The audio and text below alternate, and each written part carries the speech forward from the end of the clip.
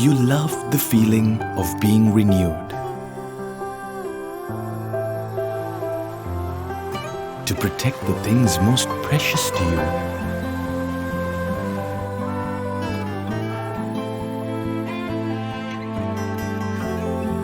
To stay beautiful every single day. To breathe just like we do, because you are truly delicate. Protecting the ones who've been with us through the years. With Sayalac Care, the only wood coating that truly protects you. Sayalac Wood Coatings from JAT. Welcome to Lmd Newsweek. I'm Ashwini Vethakan. We begin with a look at the COVID-19 situation in the island. As of this week, the total number of COVID-19 infected patients in the island currently stands at 92,917, with the number of recoveries reaching 89,407, and the total number of deaths now stands at 571. With the arrival of the consignment of 600,000 doses of the Sinopharm vaccine in Sri Lanka on Wednesday, a Cabinet Corps spokesperson revealed that the government is awaiting approval from the World Health Organization to commence the inoculation process. The vaccine will initially be administered only to Chinese nationals based in Sri Lanka, as requested by the manufacturer. On the topic of inoculation, the Chief Epidemiologist of the Epidemiology Unit of the Ministry of Health has declared that the second dose of the Oxford AstraZeneca Covishield vaccine will be distributed to be administered from the 19th of April. The second dose will be administered similarly to the first, where priority is given to frontline healthcare workers, the Triforces and the police. He further shared the good news that the Ministry of Health has enough vaccines to administer the dose to everyone who has received their first shot. On a related matter, the chief epidemiologist heavily emphasized that the decrease in daily detection of new patients does not reflect the overall COVID-19 situation in the country. He expressed his concern about the possibility of another cluster of patients being created due to the tendency of the public to feel a false sense of security. He strongly advises the public to refrain from gathering in large numbers, particularly in public areas, and to strictly follow the mandated health guidelines whenever they step out of the house. The runners-up of the Road Safety World Series cricket tournament, the Sri Lanka Legends, have been requested to self-quarantine, following the revelation that 4 players in the Indian Legends were found to have been infected with COVID-19. Captain Sachin Tendulkar, Yusuf Pathan, Subramanian Badrinath, and Irfan Pathan were reportedly the unfortunate victims. Health authorities have advised the Sri Lankan team to self-quarantine till Saturday. According to the Ministry of Health, as of 29th March, 903,467 individuals have received the COVID-19 vaccine since the inoculation drive began on the 29th of January. And now for a roundup of local news, the Core Cabinet spokesperson and Minister of Energy state that 4 elevated railway tracks covering Colombo and its suburbs will be constructed in an effort to reduce congestion.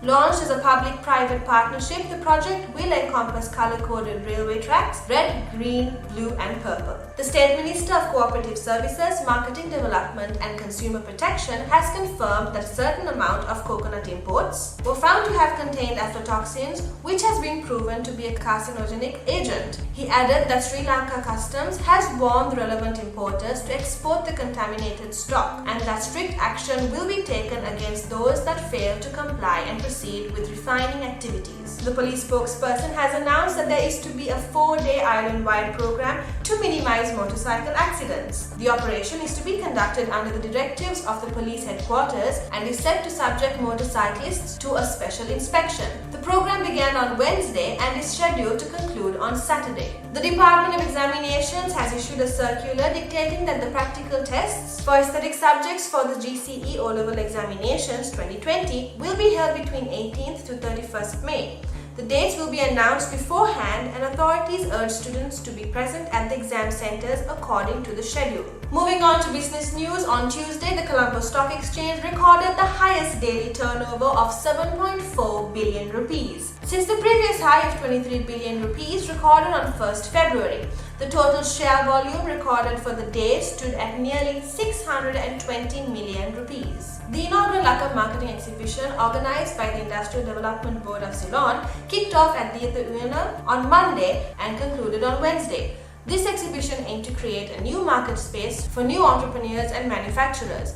The IDB plans to hold 200 such fairs nationwide by the end of this year. Sri Lankan shares closed lower midweek, weighed down by losses in industrial stocks, with the CSE All-Share Index ending down 0.18% at 7,115.12. Foreign investors were net sellers, offloading 6.38 billion rupees worth of shares according to exchange data. The equity market's turnover was at 7.45 billion rupees according to exchange data showed. Meanwhile, the Sri Lankan rupee hit a record low of 202.04 rupees per US dollar on Thursday, as revealed by data from the central bank. While the spot indicative rate stood at 199.03 rupees, the buying rate reached 197.62 rupees and the selling rate reached 202.04 rupees. We'll be back after a short break with the latest in global and sports news. Thank you so much for all the support you gave me, guys. Okay.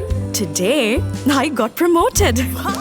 Those who spread goodness radiate happiness to everyone around them. Introducing LOLC Finance Credit Cards. Fuel the goodness in you. Welcome back, and now let's take a look at global news. As of this week, the number of COVID-19 infected patients around the globe is approaching 129 million, with the number of recoveries reaching 104 million, and the total number of deaths now stands at 2.8 million. Chinese phone maker Xiaomi has taken the bold decision to venture into the electric vehicle market with an investment of $10 billion over 10 years. As the world's largest smartphone maker, the company is set to enter an intensely competitive market that includes the likes of its longtime rivals Apple and Huawei. A fully owned subsidiary headed by Chief Executive Lei Jun will be set up with an initial investment of $1.5 billion. Volvo looks to take generosity to the next level, with the Swedish car maker offering a paid parental leave scheme to its 40,000 global employees. Each employee is entitled to 24 weeks of paid leave while receiving 80% of their base pay during the period. Google Maps plans to implement a feature that directs drivers on routes that is estimated to be most eco-friendly, based on a list of factors. Journeys that generate the lowest carbon footprint will be highlighted using traffic data and road inclines. The patch will be launched in the US first, followed by global expansion once it is perfected.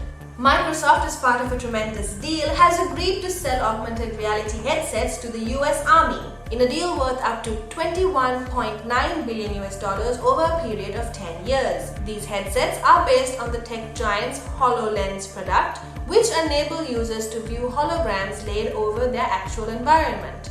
Over 120,000 headsets will be manufactured in the US for this. Following the announcement on Wednesday, Microsoft's shares appreciated by 3%. Wrapping things up, we look at the world of sport. Manchester City has announced that its all-time top scorer, Sergio Aguero, will leave the club at the end of the season. The 32-year-old Argentine is revered as one of the greatest players in Premier League history. Starting his journey in Atletico Madrid in 2011, the legend went on to win 4 Premier League titles, 1 FA Cup and 5 League Cups. Up-and-coming golf star Chile's Joaquin Niemann has raised $2.1 million to save the life of his infant cousin from a rare disease called spinal muscular atrophy. Niemann started by donating $5,000 per birdie and $10,000 per eagle, in addition to the $150,000 he earned at the RSM Classic in November. His efforts caught the attention of his peers, including the likes of Justin Thomas